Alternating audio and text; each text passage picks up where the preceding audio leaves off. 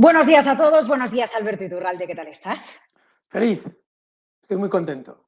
Bueno, yo desde que me he levantado leí un tuit y vengo pensando en ti a lo largo de toda la mañana, Y por porque un digo, tuit tienes, o sea, necesitas sí, un sí, tuit sí, para pensar en mí. no, ¡Qué pero vamos horror! a ver, no sabía si responder al tuit entrar a la polémica o no. He pedido, Se montó una muy gorda ayer en Onda Cero con unas declaraciones de Elisa Ben y luego entró al debate Pablo Iglesias, fue en Twitter, ¿no? Y entonces al final el planteamiento, la conclusión que yo llevo pensando desde que me he levantado hoy a las 4:15 de la mañana es: ¿esto es una guerra de buenos contra malos o es una guerra económica por el dinero, por la geoestrategia, por el poder, ¿no? Haciendo como una mezcla de todo esto. Y después de todo, la conclusión es, te traslado la pregunta y os doy la bienvenida a todos a este Twitch de bolsa, de dinero, de estrategia, de mercado, de entender el comportamiento de los activos. Vamos a hablar de divisas, de gas, de petróleo, todo lo que queráis. Empezad con vuestros comentarios y hola. Alberto, ¿estos son buenos contra malos es una guerra, o es dinero y petróleo? ¿Tú qué crees? A ver. para los que amamos la libertad, sí, es una guerra de buenos contra malos, pero ustedes olvídense. Esto en ¿Vale? realidad, para la generalidad, es una guerra de intereses. Y esa es la clave. Aquí solo hay intereses. Todo eso que a ustedes les ponen en la televisión, de civiles muertos y todas esas cosas, solamente es para a ustedes tocarles el corazón para llevar a cabo unos intereses. No tiene nada que ver ni con la humanidad, ni con lo que aparentemente se está mostrando. ¿Y por qué es una guerra de intereses?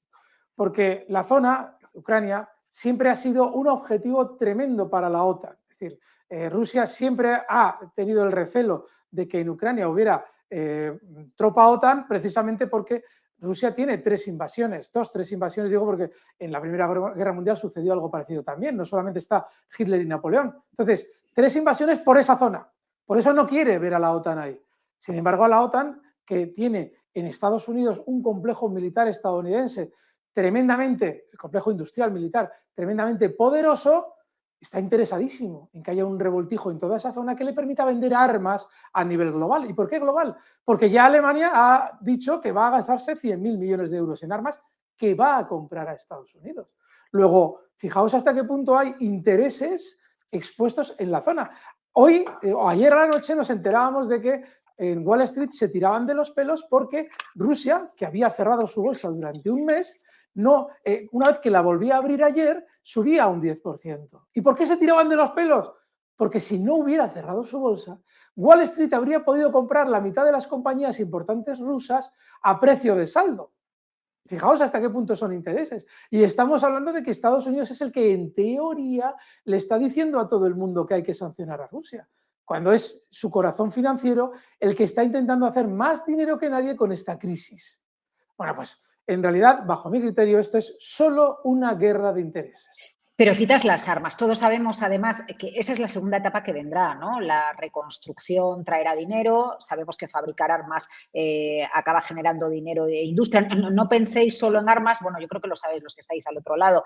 Arma no es solo una metralleta o una bomba. Arma es tecnología. Armas son armas son mucho más, son barcos, ¿no? Vale, eso va a reactivar la economía, va a haber una reconstrucción, pero además de armas, entiendo yo que aquí hay una guerra energética. Es decir, Rusia depende de Ucrania para que pase su gas, ¿no? Y por eso se estaba construyendo el gasoducto al norte directamente Nord Stream para 2, sí. Alemania y es crucial porque ellos tienen mucha materia prima, mucha energía, pero lo que necesita Rusia también son conexiones y no depender de otros. Y de hecho el paso, ¿no?, hasta Crimea, todo esto viene para tener un acceso, ¿no?, y tener un pasillo que le permita el acceso. Aquí hay mucho más, Alberto. Hay muchísimo. Acabas de dar además en una de las claves, porque fíjense, Rusia nos vendía el gas a un precio bastante, dentro de lo que cabe, bastante asequible. ¿Qué es lo que pasa? Que eso supone una alianza económica entre el bloque occidental, es decir, la Unión Europea, y el bloque oriental, Rusia, porque es solo Rusia, no hay que todavía incluir a China. Formidable esa alianza. ¿Qué es lo que implica? Que si tú consigues enemistar a los dos bloques, obviamente lo que puedes conseguir, y vais a ver ahora cómo es el asunto, es que una vez que estás a todo el mundo vendiéndole imágenes falsas en el telediario de mucho de lo que está sucediendo en Ucrania, consigues a los ciudadanos hacerles aceptar que van a tener que pagar el gas más caro. ¿Y por qué lo van a tener que pagar más caro? Porque ya no se le puede comprar a Rusia, que es el malo, es terrible. No, no. Nos lo vais a comprar a nosotros, Estados Unidos, que como os lo tenemos que enviar en barcos gaseros, os va a costar un 40% más caro. Eso se va a traducir, lógicamente, en una subida de los precios. Y como esa subida de los precios no se va a ver sucedida también con un aumento de las rentas, se va a producir lo que se llama inflación, que es ese impuesto a la pobreza. Es decir, a los pobres se les mete ese aumento de precios, se les secuestra la renta y, lógicamente, se empobrecen más. Y para conseguir que aceptemos eso de buen grado, nos tienen que decir que Putin es muy malo, hay que callarse aquello de que le hemos provocado hasta que no le ha quedado más remedio que entrar en Ucrania a poner orden y, obviamente, lógicamente, toda esta guerra, esos intereses suponen que el dinero de los ciudadanos europeos va a parar a las élites estadounidenses. Esa es la guerra en la que estamos viviendo. No tiene nada que ver con lo que ustedes están viendo en Ucrania, sino con ese objetivo, enriquecerme a costa de unos países a los que tengo acogotados, como es la OTAN con la Unión Europea. Y como obviamente los líderes teóricos de esos países no van a sufrir en su patrimonio, todo lo contrario. Estados Unidos va a facilitar con inteligencia, con tecnología, que sigan en el poder para que esos líderes sigan beneficiando a Estados Unidos en contra de los intereses de sus ciudadanos. Y eso es exactamente lo que estamos viviendo ahora mismo. Con lo cual, ustedes se van a ver empobrecidos, pero tranquilos, porque lo van a hacer felices. ¿Y por qué? Porque en cuanto pongan la tele les van a decir que hay un señor muy malo, que se llama Putin, que está matando a los niños, que se los come a la pepitoria y que por eso tenemos que pagar todo eso tan caro. Y qué casualidad, comprárselo a Estados Unidos y no comprárselo a Rusia. Bueno, a ver, aquí hay otra cosa. Yo sé que lo que dice Alberto es polémico, ¿eh? Soy consciente. A ver, porque no es el mainstream. Básicamente por eso, ¿no? Pero bueno, este es un espacio de libertad y de debate, de hablar de economía y de intercambiar, bueno, pues lo que vamos sabiendo sobre la estrategia. Los grandes países que aplican embargo son Canadá, que acaba de decir que es capaz de bombear 300.000 barriles al día más de petróleo para Que lo abastecer el haga. mercado. Estados Unidos, que acaba de llegar a un acuerdo, lo acabo de leer por Twitter, que ya está anunciado, esta mañana con Luis Vicente ya adelantábamos que podía suceder, un acuerdo para proveer más gas natural licuado a Europa, porque aquí el gran problema es que Europa no puede aplicar embargo a Rusia porque depende de su gas en un 40% y de su petróleo en cerca de un 30%. El acuerdo va a llegar, ahora lo que toca es plantas regasificadoras. España tiene muchas, pero esas no llegan, hacen falta más. Entonces, Estados Unidos también se puede permitir, porque es autosuficiente energéticamente, el embargo.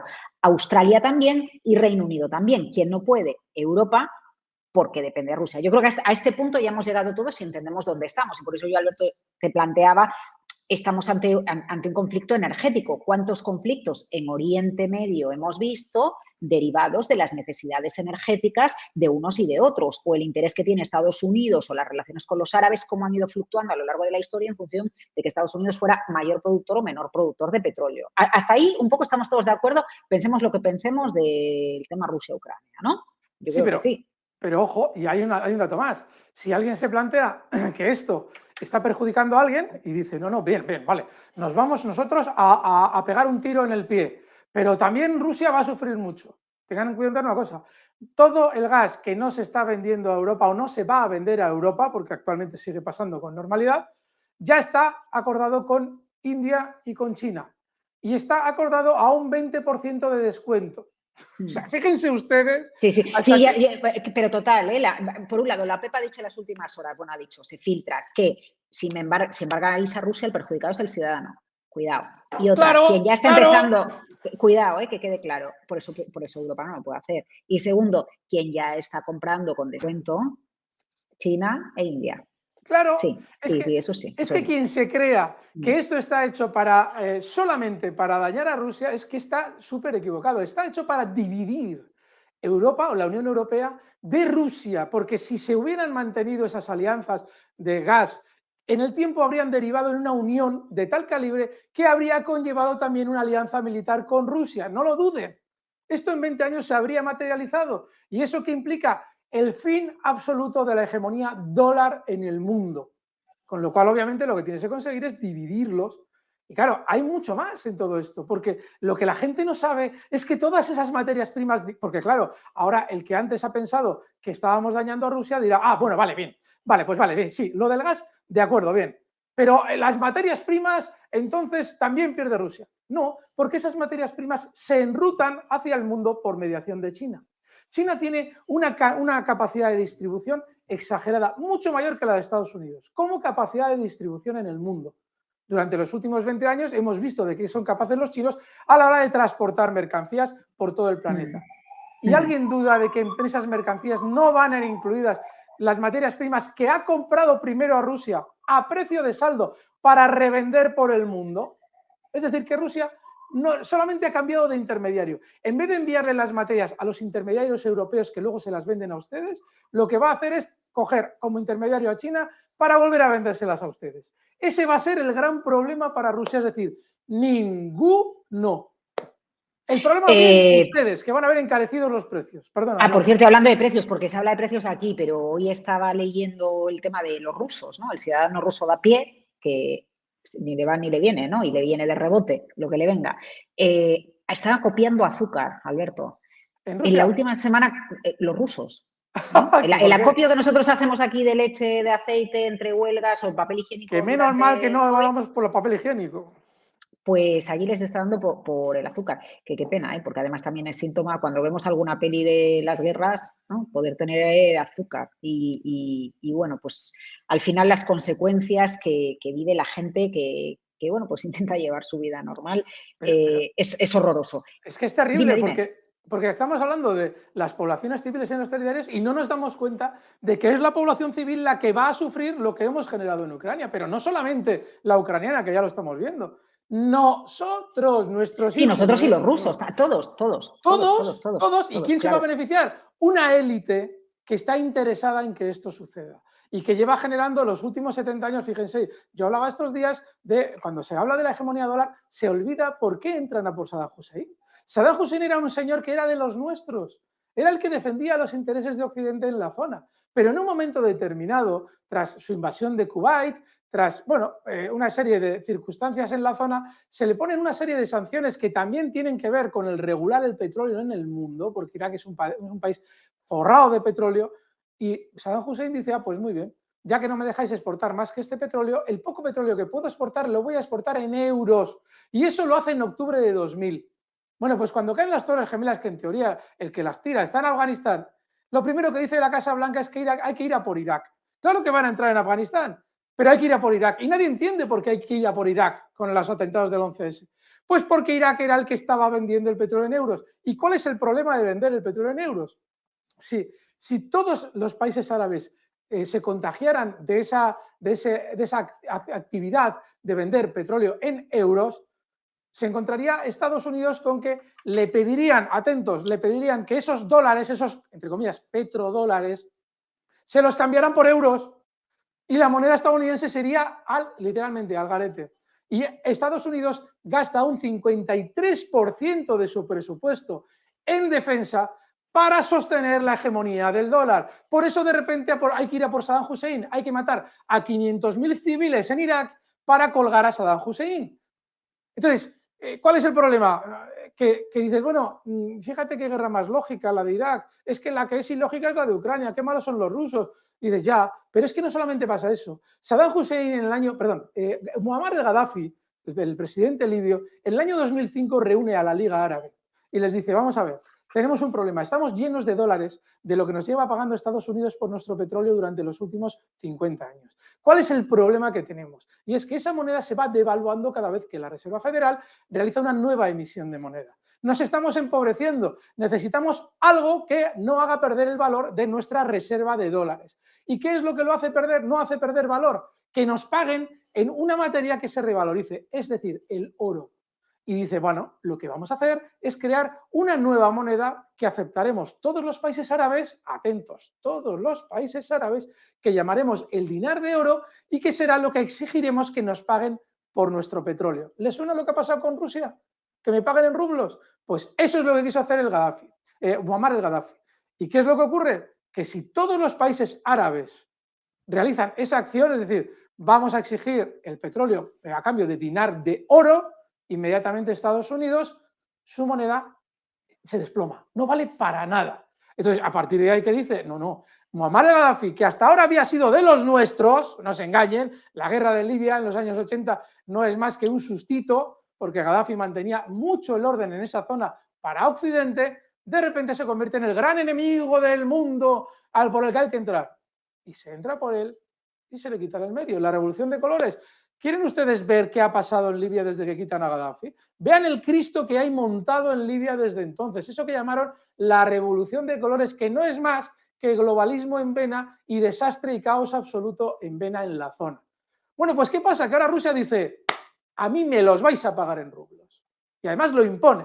Porque Luis Vicente me recordaba antes que China y Arabia Saudí habían llegado ya a un acuerdo para que Arabia Saudí cobrara en yuanes. Bien, pero es que Rusia lo impone. Dice, no me pagáis en rublos, no hay gas.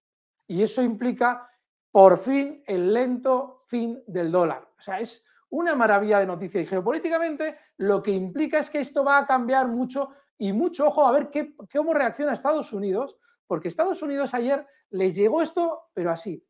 ¡Pah! Les dio un sopapo, bueno, ayer no, antes de ayer, el miércoles, pero brutal. Y eso implica que ahora Estados Unidos está diciendo, espérate,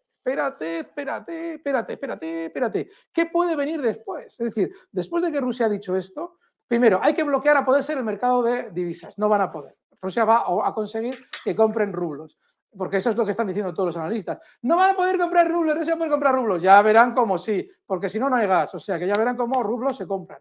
Y luego viene un problema añadido, y es que China está observando la situación, está diciendo, como hacen los chinos, vamos a ver qué pasa con todo esto.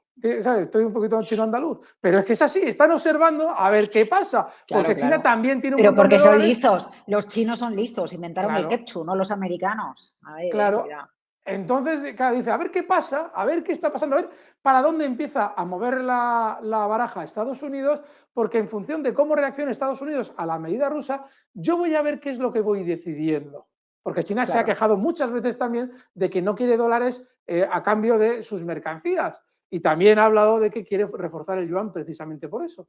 De hecho, el BRIC, ese grupo que conforman Rusia, India, China, Brasil, Sudáfrica, ese grupo sobre todo lo que quiere es crear una moneda propia para evitar el dólar. Así es que vamos a ir viendo porque las cosas se están poniendo de bonitas. No sé si nos va a caer una mano nuclear en la cabeza, que no les extrañe ya tal como están cogiendo el carril las cosas. Pero divertirnos nos vamos a divertir. Igual No voy antes a de la bomba nos polemizar, no te voy divertimos. a decir quién tiró las bombas sobre Japón, porque entonces ya la liamos mucho. Pero mira una cosa, a ver, que han destacado mis compañeros lo del ketchup, para que no me malinterpretéis.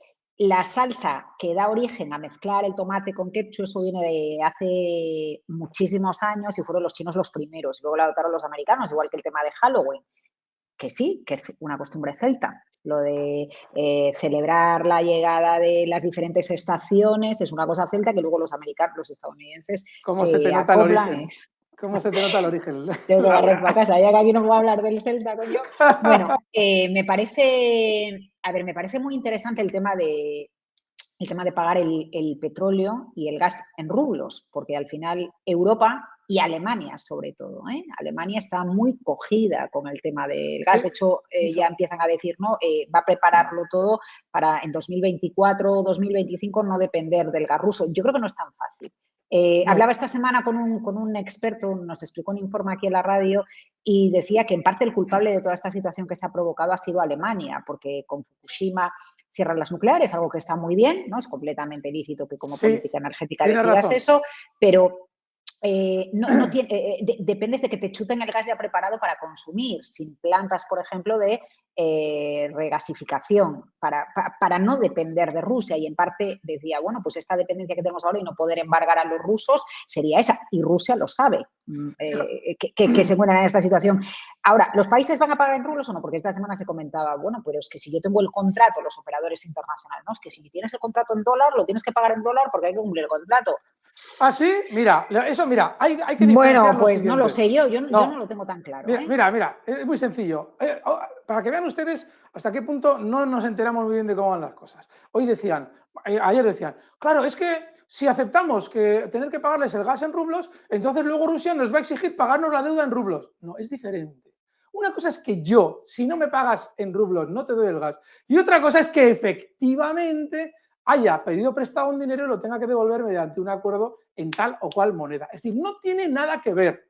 No hagan relaciones fantasiosas de las cosas. Es decir, si yo no cobro en rublos, no te doy el gas.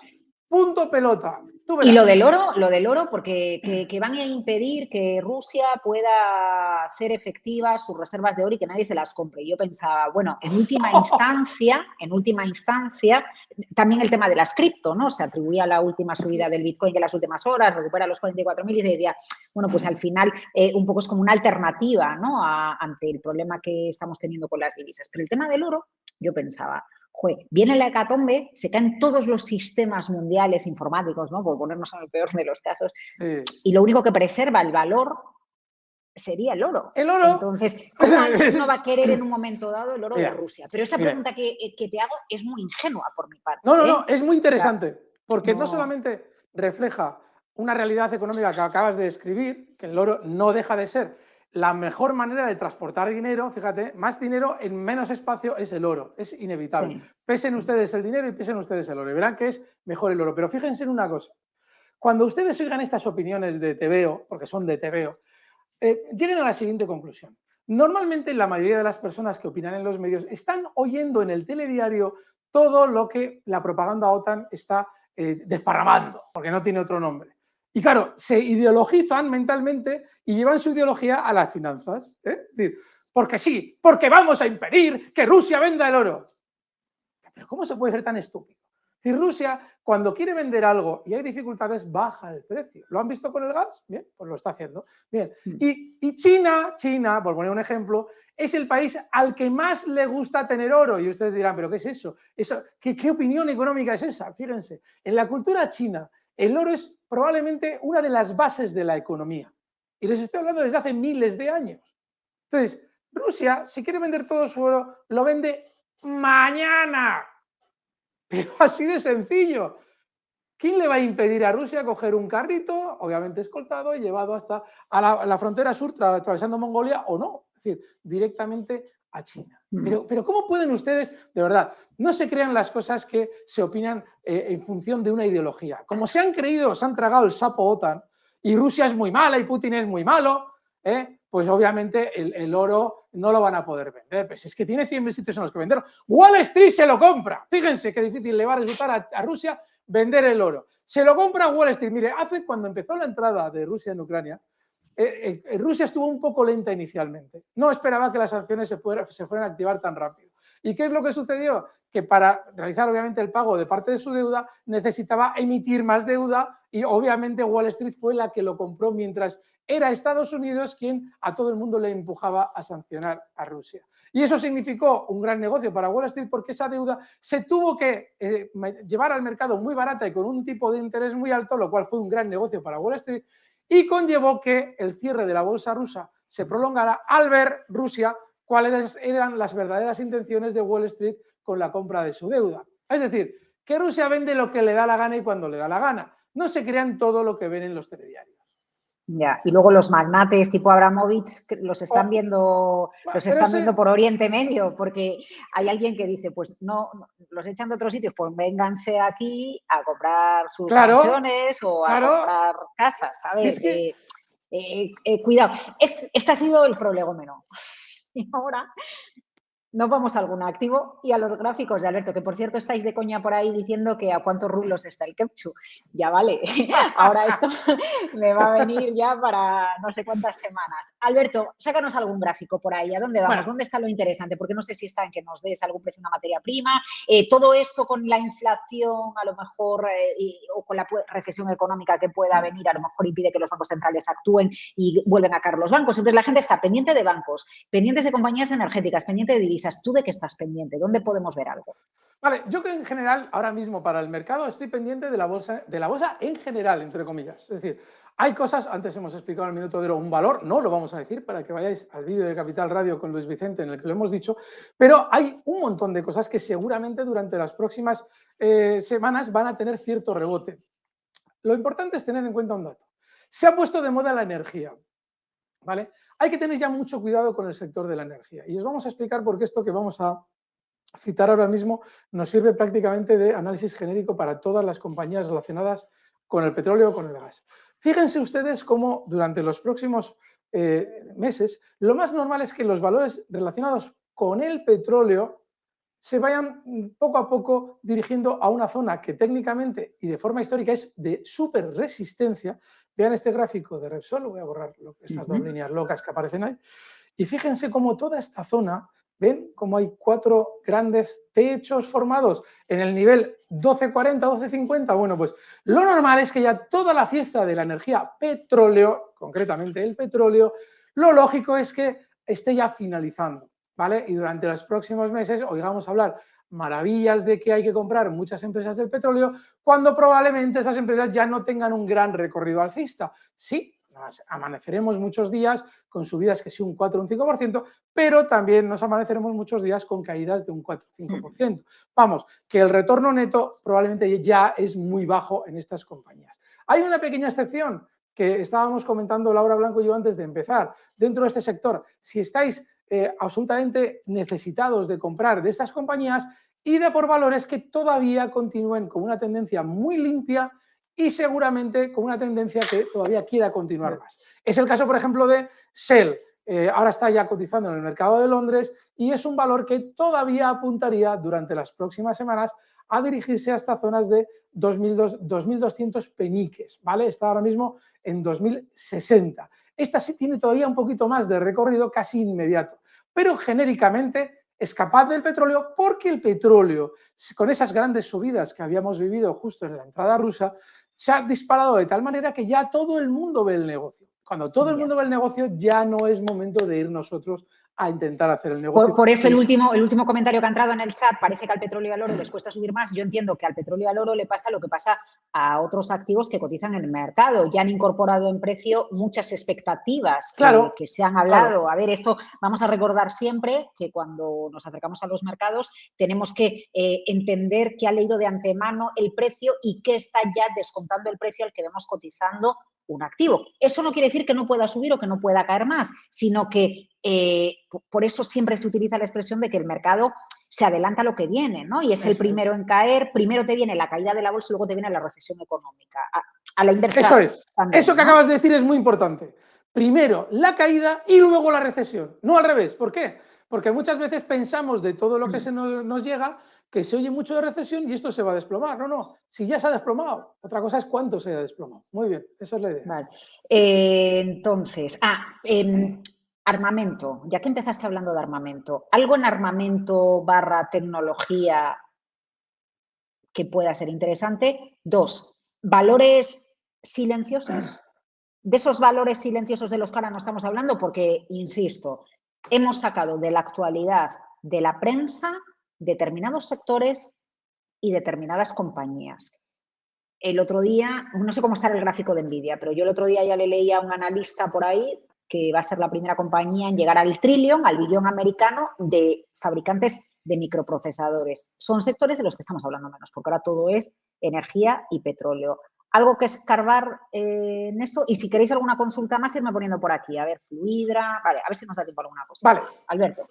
Si vais al sector armas, recordando que hemos hablado sobre las compañías que ya están o han descontado, como antes nos ha explicado Laura, las noticias positivas. Las empresas americanas prácticamente ya las han descontado. ¿Hay algún valor en Europa que es Thales? Lo hemos explicado también cuando hablábamos de armas, aquel especial, que por alguna razón sigue todavía bien. ¿Qué es lo que pasa? Thales es uno de esos precios que se está dirigiendo a una zona inmensa de resistencia. Y lo está haciendo con, bueno, no demasiada volatilidad. Es decir, los movimientos diarios del valor no son especialmente anchos, aunque los movimientos considerados semanalmente sí lo parecen. Y es normal porque la subida ha sido con este conflicto tan rápida que es lógico que alguna volatilidad haya. Bueno, pues si Thales supera zonas de 123, y aquí sí que tenemos que poner el condicional, Thales sería una opción fantástica para entrar compradores, porque a diferencia de las compañías americanas que llegaron en su momento a unos máximos y desde que ya sabemos que hay que comprar armas americanas están recortando, el caso de Thales es distinto. Thales continúa en Europa al alza y probablemente si supera la zona 123 te está dando una idea de que en el futuro va a seguir subiendo. Con lo cual, si queréis sector armas, este es uno de los que os podéis apuntar de algún modo. Me has dicho algo más, Laura, en la pregunta que he No, vale, si olvidado. había algún valor dormido, si había algún sector dormido, Sí. subidas dormidas o tranquilas, de estos sectores de los que no estamos hablando ahora porque estamos hablando precisamente de la energía, de las armas, etcétera. Que, por cierto, muy interesante, alguien está planteando una empresa Golar transporte de gas. Interesante también, porque luego al final muchos acuerdos, pero si se le compra gas a Estados Unidos, no sé si los barcos van a ser chinos o de dónde van Esas a son ser, las que van pero a hay que ganar. transportarlo. A ver. Esas son las que van a ganar en bolsa, porque lógicamente esa gran élite americana ganará en su bolsillo, pero en bolsa ganarán las distribuidoras. O sea, lo que acabas tú de decir, si tenéis el nombre de una compañía, vamos con ella. Golar, dan por aquí Golar que transporta gas natural licuado, pero no sé en qué mercado cotiza, ¿eh? A ver, Golar LNG, mercado 30, mira, aquí tenemos... Dólares. Sí, tenemos una en el Nasdaq, no sé si es esta la que queréis... GLNG. No, no es esta la que tengo, GLMG, vamos a ver. GLMG. Sí, mercado 10 de Golar iguales. LNG Limited. Ah, pues esa sí la tenía. Pero Golar no. LNG. Nasdaq, me dicen por Sí, aquí. no, ya sé, la teníamos aquí, vamos a mirarla, aquí está. GLNG, vale, vamos a ver. Golar LNG Limited. Mira, pues fijaos, que sin conocer el valor, decía Laura, bueno, pero es que aquí hay que estar atentos a la distribución. Bueno, pues fijaos si es verdad que si esta compañía, desde luego, no se dedica al gas, lo parece. ¿Por qué? Mira, es una compañía que en los últimos años, aquí el gráfico que figura en pantalla, lo que tenéis es la cotización desde el año 2004, es decir, aquí hay mucho que no tiene nada que ver con lo que está sucediendo ahora, ¿veis? Esta compañía seguramente sube y baja al mismo ritmo que lo hace el gas, ¿vale? Que es, el gráfico del gas es muy similar. Pero fijaos lo que ha pasado en las últimas semanas. Fijaos. Se venía moviendo lateral durante los últimos meses y justo aquí, os voy a colocar la flecha, esto es justo, a ver, la entrada de Putin es el día 23, 24, 22. Mira, aquí tenéis el día 20, a ver si lo coloco, mira, el día 20, uy, qué torpe estoy. Sí, aquí el día 23, aquí lo tenéis. 18, es que hay que fijarlo para que, aquí está, el día 23, justo cuando empieza la subida. Bueno, pues esta empresa se da cuenta de que las sanciones que se están fijando pueden afectar muy positivamente a su cotización porque influyen en la distribución de gas y van a ser más necesarios ellos, los de esta empresa. ¿Y qué es lo que hace la empresa? Todo esto porque yo no conozco la empresa, si se dedica al gas o no. Entonces, sí, le acabo de mandar a Guille porque no os puedo compartir en el chat en la web de la empresa, a Floating LNG Pipeline, vamos, que transporta gas natural licuado, coño, que estamos hablando, que le estamos bien con el tiro, ¿vale? Que no sea que el nombre nos despiste, además entiendo que el seguidor, ahora veo el nombre que nos has mandado todo esto es porque eras completamente consciente de lo que había por aquí. Es que vale. Tenemos unos seguidores, Laura, que eso es una maravilla. Bueno, pues fijaos, aquí tenéis reflejado en el gráfico lo que ha dicho Laura. No, es que en cuanto ya se huele que va a pasar algo, el precio se desplaza, ¿vale? Pues Golar ha dicho, mira, yo no sé hasta dónde me van a ir a mí bien las cosas, yo no sé cuánto me van a contratar de más, pero tengo mucha idea de que va a ser así. Con lo cual comienza una subida meteórica. ¿Lo veis aquí? Subida en muy poco tiempo, atentos porque la revalorización es de órdago a la grande. Desde que Putin entra en Ucrania, este valor se ha revalorizado el 50% y estamos hablando de un mes. En un mes ha subido el 50%. Claro, lo más normal es que este valor continúe al alza. Vamos a ver cómo tiene su gráfico. Miren, fíjense. Lo más lógico es que este valor todavía continúe al alza. Aquí nos tenemos que ir al pasado, ¿vale? Porque independientemente de las buenas noticias, las resistencias y los soportes siguen operando. Y este valor ya en zonas de 25,70 tiene mucha pelea. Estamos hablando de que este techo de aquí es relevante. Con lo cual, de 22,47, lo normal es que Golar LNG Limited llegue hasta esa zona 25,70. Oye, a este oyente, de verdad, tenemos que buscar alguna forma de premiar estas preguntas, porque es una maravilla. Y sí, lo veis, es un movimiento superalcista que de algún modo anticipa que ya saben en esta empresa que, claro, obviamente se habla entre políticos, que les van a necesitar más durante los próximos meses. Muy buena. Porque incluso estaba pensando yo ahora, bueno, aunque el conflicto acabara per se, el proceso de intentar no depender energética de Rusia va a continuar, se va a poner encima de la mesa. La seguridad energética crucial. Mirad hoy la portada de The Economist, que sale esta semana precisamente con la energía y con la seguridad energética. Claro. A ver, las tres exigencias rusas, reconocimiento de Crimea, neutralidad de Ucrania y desnazificación del ejército ucraniano, esas tres se van a aceptar. Tal cual. Y probablemente se intentará vender la moto de que se aceptan condicionalmente a que Rusia haga tal. No, se van a aceptar. Y ustedes, cuando se finalice el conflicto, o por lo menos se baje la intensidad, se van a preguntar, ¿y para qué empezaron? Es decir, ¿por qué se le provocó a Rusia para luego aceptar todo lo que Rusia quería? ¿Por qué han sostenido la guerra más de lo que ya se veía que se podía sostener? Eso de que vienen ustedes de que Rusia va perdiendo, eso es una sandez. Pues por una razón, porque quien está ahí al mando, Zelensky, es una persona manejada desde Estados Unidos. Y desde Estados Unidos le dicen, tú tranquilo, aguanta, porque te vamos a enviar armas, porque tal, ¿por qué? Porque quieren debilitar a Rusia. Pero las condiciones se van a aceptar todas, con lo cual eso, todo lo que podamos ver en el telediario de teóricas muertes y toda esa destrucción, va a ser lo que justifique lo que acaba de decir Laura ahora. Que independientemente de cómo acabe la guerra y cuándo acabe, esas sanciones se van a intentar mantener. ¿Por qué? Porque interesa la división entre Europa y Rusia, que es la causa verdadera de la guerra. Con lo cual, efectivamente, estos sectores van a estar más bollantes durante un tiempo precisamente por todo lo que va a quedar de rescoldo en cuanto a esa guerra en Ucrania. Así es que va a ser así, sí. Bueno, queda sin comentar Fluidra, quedan sin comentar semiconductores y bancos, pero la próxima semana más, chicos. Chicas, Sí. aquí vamos a estar Alberto y yo. Que quede claro que este es un espacio de libertad donde nos sentimos en confianza Y de verdad también. para exponer lo que consideramos y debatir. Y yo creo que es muy importante que en este espacio pequeñito que tenemos los viernes no nos juzguemos por tener libertad para que pongamos en común ideas, ¿vale? Aunque luego cada uno Pero consideremos lo que Laura, consideremos no, políticamente. Y nuestros oyentes... me parece que eso es lo importante y lo grande de este espacio. Pero que nuestros oyentes ya se han olido la trampa. Si no solamente la he dicho yo, que justo cuando empezó todo fue cuando empecé a explicar lo que había pasado allí. No, ya se lo han olido. ¿No ves que ya se han ido a páginas americanas, que allí hay libertad de expresión? Ya han aprendido a ver RT, qué es lo que realmente dice Putin en sus declaraciones y no lo que cuentan aquí. Que esta tesis cada vez está más extendida y más comprendida. No es una cuestión de que, a ver, vamos a dar otra opinión. No, si es que desgraciadamente la otra opinión es la que se vende ya en los medios. Hay algo que es muy evidente y es que es demasiado grande el elefante como para hacerlo pasar por un gato. Así es que ya lo verán. Sí.